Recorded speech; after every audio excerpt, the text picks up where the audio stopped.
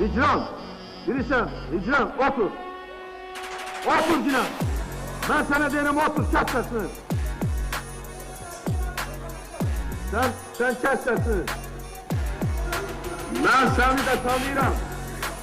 Ben seni de tanıyıram, orduları da tanıyıram.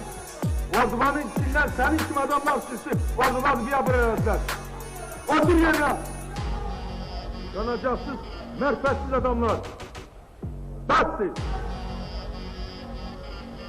Ordular kimi güzel yeri, senin kim adamlarla şerefler.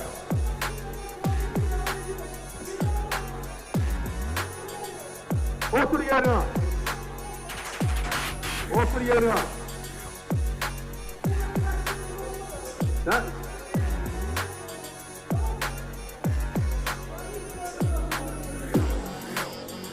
Bilirsen ne var Hicran?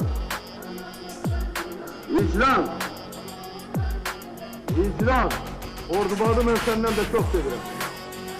Sen Ordubada bir tane damcı iş görmemişsen.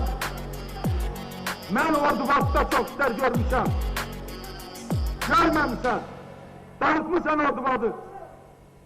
El çekin bu işlerden. Teşekkür ederim.